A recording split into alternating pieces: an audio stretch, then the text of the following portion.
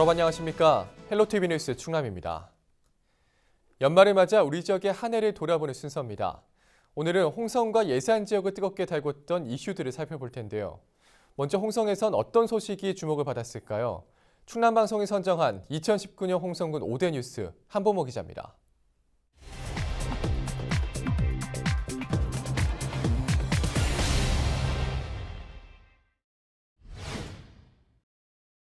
그동안 지지부진했던 홍성군 청사이전이 올해 본격적으로 속도를 내며 가시화됐습니다. 군은 일제잔재 청산과 건물 노후 등을 이유로 신청사 건립을 추진해왔는데요. 이를 위해 지난 5월 예비 후보지를 공모해 9월 최종 후보지 5곳을 선정했습니다. 11월엔 주민선호도 조사 70%, 전문가 평가 30%로 선정 기준도 확정했습니다. 제일 중요한 거는 주민들이, 국민들이 거기에 대해서 어디 한 곳이 선정되더라도 다 이렇게 완전히 만족은 못하겠지만 다 이해하고 동참할 수 있는 주민 공감대 형성이 제일 중요하다고 보여집니다. 그리고 12월 읍면 순회 투표와 온라인 투표를 통한 주민 선호도 조사, 전문가 평가 등이 실시됐습니다. 이 과정에선 각 후보지 간 경쟁이 과열되는 등 갈등 양상이 나타나기도 했는데요. 이를 극복하고 계획대로 2022년 상반기 첫 삽을 뜰 수 있을지 주목됩니다. 신청사 건립에 나선 홍성군은 시승격에도 사활을 걸고 있습니다. 무안군과 손을 잡고 도청 소재지는 시가 될 수 있도록 지방자치법 개정에 나서고 있는데요. 올해는 전담부서까지 만들어 국회 공론화 작업에 노력을 기울였습니다. 지난 11월엔 시승격의 필요성과 당위성을 논의하는 정책 간담회가 국회에서 열리기도 했습니다. 공통 분모를 찾아냈고 또 그러기 위해서는 각 정당에서 이 공청회 토론회 하는데 참여해야만이 본회의에서 통과하기가 쉽다. 그래서 거기까지 같이 동의를 얻어서 12월 중으로 공청회를 한번 하려고 합니다. 아직 법안 발의까지 이어지지 못하고 있는 가운데 시승격 추진 이전 주민 공감대 형성을 강조하는 목소리가 커지고 있는 만큼 홍성군은 내년부터는 주민 공청회 등을 활발히 개최할 예정입니다. 치사율 100%라는 아프리카 돼지열병이 지난 9월 처음으로 국내에서 발생했습니다. 이후 경기도와 인천에서 잇따라 확진 판정이 내려졌는데요. 국내 최대 양돈 지역인 충남, 그중에서도 전국에서 가장 많은 58만 마리의 돼지를 사육하는 홍성은 초비상이 걸렸습니다. 한우 축제 등 각종 행사가 모두 취소된 채 공무원과 농가, 주민들은 24시간 비상 방역 체제에 돌입했습니다. 광천의 한 도축장에서 의심 신고가 접수되고 태풍 미타까지 북상하면서 긴장감은 최고조에 달했는데요. 그냥 하는 말로 지옥을 갔다 왔다라고 생각하시면 됩니다. 구지역이 한꺼번에 이렇게 막 전국으로 발병한 게 아니었었거든요. 한 10여 년 정도 걸렸어요, 시간이요. 지금 이 사태가 진정이 되고 소강 상태로 들어가면은 이 방역의 어떤 지금처럼 이렇게 타이트하게 긴장하고 있는 게 느슨해지거든요. 다행히 실제 발병까지 이어지진 않았지만 구제역처럼 상시 발생 가능성이 제기되고 있는 만큼 계속해서 철저한 대비가 필요해 보입니다. 조성 7년차를 맞은 내포신도시, 하지만 열악한 정주 여건에 대한 지적은 올해도 여전했습니다. 먼저 의료 서비스 개선을 요구하는 목소리가 컸습니다.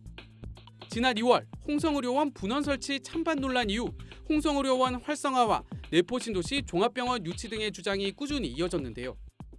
언제까지 홍성군과 인근 지역 주민들의 촌각을 다투며 생사를 걸고 타 시도로 뛰어야만 하는지 직시해 주시기 바랍니다.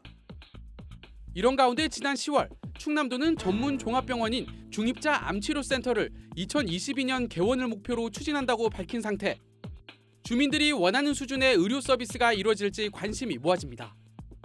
내포신도시 주민들을 괴롭혔던 축산악취 역시 완전히 사라지지 않았습니다. 관련 민원이 최근 4년 새 70% 이상 감소하긴 했지만 여전히 고통을 호소하고 있는 상황. 이에 따라 홍성군은 올해 주변 축사 4곳 중 3곳에 대한 철거를 진행했습니다. 하지만 무엇보다 악취의 가장 큰 원인으로 지목되고 있는 대형 축산기업에 대한 이전이 시급하다는 지적이 잇따르면서 관련 대책 마련에 들어간 상황입니다. 축산에 대해서 그만두고 사료도 이제 여러 가지 제조업을 하면 되니까 당신들이 이걸 한번 개발해봐도 되고 여러 가지 접근이 있지만 역시 그 사람들은 지금 뭉치지 않아요. 그래서 우리는 지금 앞으로 또한 함께 일반 산업단지 민간이 개발하는 일반 산업단지로 해서 한번 내보내는 방향도 지금 조심스럽게 검토하고 있다는 말씀입니다. 내포신도시 조성 이후 홍성 구도심은 인구 감소, 상권 쇠락 등을 겪고 있습니다. 이런 원도심 공동화를 해소하기 위한 다양한 논의가 올해 활발히 이루어졌습니다. 우선 현재 홍성읍에서 추진되고 있는 도시재생 사업에 대해선 주민과의 소통과 공감대 형성을 강조하는 목소리가 컸는데요. 구도심 활성화에 대한 기대감도 고조됐습니다. 아울러 이번 사업으로 지역 상권의 활성화와 지역 정체성이 강화되길 기대하며 우리 군의 다른 지역도 선정될 수 있도록 지속적인 노력을 기울여 주시기 당부드립니다. 이 밖에 서해선 복선전철 개통에 발맞춰 추진되고 있는 홍성 역세권 개발에 대해서도 공청회 등이 열려 여러 의견들이 제시됐는데요. 홍성만의 먹거리와 볼거리, 즐길거리를 담아 지역 명소로 키워나가야 한다는 주장이 곳곳에서 나왔습니다. 지금까지 2019년 홍성군 5대 뉴스 전해드렸습니다. 계속해서 이번에는 예산 지역 이슈들을 살펴보겠습니다. 올 한 해 예산에선 출렁다리 개통으로 관광객이 급증했고 농민들은 태풍 피해로 어려움을 겪기도 했는데요. 충남방송이 선정한 2019년 예산군 5대 뉴스 정선영 기자가 소개합니다. 2019년 한 해 예산군을 가장 뜨겁게 달군 이슈는 바로 예당호 출렁다리였습니다. 길이 402m, 주탑 높이 64m. 우리나라에서 가장 큰 저수지 예당호에 가장 길고 높은 출렁다리가 개통됐습니다. 이름처럼 걸을 때마다 실제로 다리가 출렁여서 색다른 재미도 느낄 수 있는데요. 개통 이후 올해 290만 명의 관광객들이 다녀가는 등 예산을 대표하는 랜드마크로 거듭났습니다. 내년엔 출렁다리 앞에 음악 분수대가 설치되면 볼거리도 더욱 풍성해질 전망입니다. 바로 이 주변에는 5.7km라는 수변 호수길, 그리고 음악 분수대, 또 362억 원이 투자되는 관광지가 조성이 됩니다. 바로 우리 예산군, 이제 먹고 자고 즐기면서 멋진 추억을 만들어 갈 수 있는 예당호 출렁다리가 전국 최고의 명소가 될 것입니다. 2019년은 예산의 역사적 뿌리를 찾는 뜻깊은 한 해였습니다. 여러 문헌에 따르면 예산이란 지명이 탄생한 건 고려 건국 초, 지금으로부터 꼭 1100년 전입니다. 이후 1914년 인근에 있던 덕산, 대흥과 합쳐지면서 현재 예산군의 모습이 완성됐습니다. 예산 지명의 기원은 백제 시대에는 오산현, 통일신라 시대에는 고산현으로 명명되었으나 고려사에 의하면 고려 건국 초인 919년 예산년으로 지명 개정되어 2019년은 예산 지명 1100년이 되는 해입니다. 지역의 정체성을 확립하고 주민들의 자긍심을 높이기 위해 올 한 해 다양한 기념 사업들이 진행됐는데요.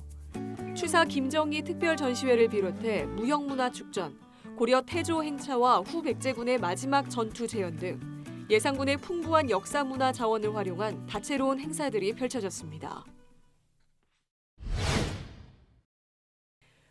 올해는 예산 지역 농민들에게 어느 때보다 힘든 시기였습니다. 지난 여름 태풍 링링이 강타해 수확을 앞둔 벼가 쓰러지는 등 피해가 속출했습니다. 이삭이 여물어 무거워진 상태에서 강풍이 불자 힘없이 넘어간 겁니다. 원망하죠. 일년 농사 참 주인은 농사밖에 없습니다. 농사를 짓는데 농사가 이번에 다 져가지고 저거를 어찌 할 수가 없네요. 지금 바심을 묻어게 생겼어 지금. 과수원에서도 강풍에 열매가 우수수 떨어지는 등 사과와 배 74개 농가 40헥타르가 낙과 피해를 입었습니다. 태풍이 핥히고 간 상처가 채 아물기도 전 지난 11월엔 우박이 떨어져 복림리 일대 사과 농장이 쑥대밭이 되기도 했는데요. 엎친 데 덮친 격으로 추석 명절 이후 사과값이 지난해의 절반 수준으로 떨어져 농민들의 시름은 더욱 깊어졌습니다. 과수원 농사를 20년 가까이 해봤는데 진짜 올해 같은 경우는 진짜 너무 무심한 것 같아요. 하늘이 원망스럽고 이렇게까지 된 적이 없었는데. 옛 군청사가 있던 자리엔 공공임대주택이 들어서게 됐습니다. 예산군은 정부가 공모한 올해 하반기 도시재생 뉴딜 사업에 선정됐습니다. 2020년부터 4년간 국비 303억 원이 투입돼 예산읍 예산리 일대에 주거지와 생활 편의시설 등을 구축하는 사업인데요. 150세대 규모의 행복주택이 착공에 들어갔고 앞으로 커뮤니티 센터와 어린이 놀이터, 청년 창업소 등 주민들의 복지와 일자리 창출을 위한 공간도 조성됩니다. 이번 도시재생 사업으로 침체된 구도심이 다시 활기를 되찾을 수 있을지 기대됩니다. 군청사가 이제 이전하는 바람에 상권이 다 저기 돼서 저녁 때 되면 살짝 너무 깜깜해요. 근데 좀 불편한 점도 많죠.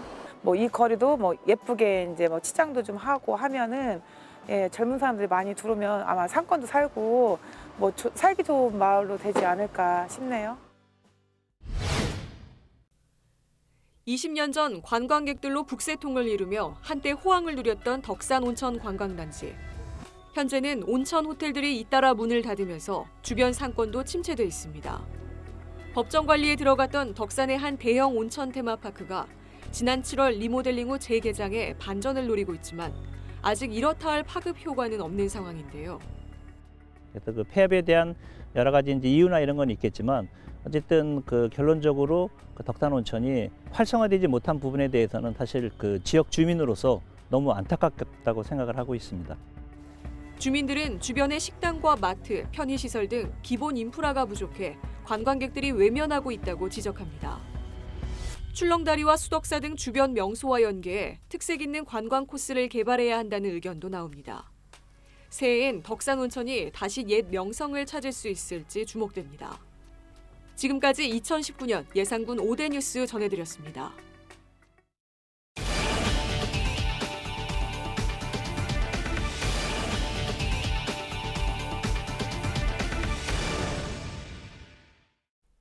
충남 지역 겨울철 화재의 절반가량이 부주의 때문에 발생한 것으로 나타났습니다. 충남소방본부는 지난 2016년부터 3년간 12월부터 2월까지 충남에서 모두 2,096건의 화재가 발생했다고 밝혔습니다. 이 가운데 부주의 때문에 난 불이 전체의 47%를 차지했으며 전기적 요인과 기계적 요인도 주요 원인으로 지목됐습니다. 부주의 내용은 쓰레기 소각, 불씨 방치, 담배꽁초 취급 부실 등이 꼽혔습니다. 소나무와 국화, 참매가 충남도의 새로운 상징물로 선정됐습니다. 충남도는 온 오프라인 설문조사와 상징물 개선 선정위원회의 심의 결과 이같이 결정했다고 밝혔습니다. 도민과 공무원 등 3,910명이 참여한 설문조사에선 58%가 충남을 대표하는 나무로 소나무, 43%가 꽃은 국화, 67%가 새는 참매를 각각 으뜸으로 꼽았습니다. 도는 그동안 능수버들과 국화, 원앙을 상징물로 사용했지만 지정 시기와 선정 배경 등이 명확하지 않아 새로운 상징물 선정을 추진해왔습니다.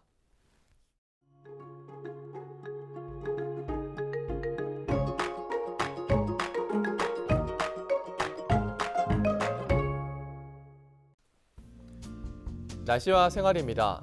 새해 첫날부터 더 추워지겠습니다. 북서쪽에서 찬 공기가 유입되며 기온이 큰 폭으로 떨어지겠는데요. 일출 보러 가시는 분들은 옷차림 더 유의하셔야겠습니다. 수요일 아침 최저 기온은 영하 10도, 낮 최고 기온은 3도를 보이겠습니다. 자자 누리점 날씨입니다. 아침 최저 기온은 청양이 영하 10도, 홍성과 예산이 영하 8도, 당진이 영하 7도, 서산 영하 6도, 태안이 영하 4도를 보이겠습니다.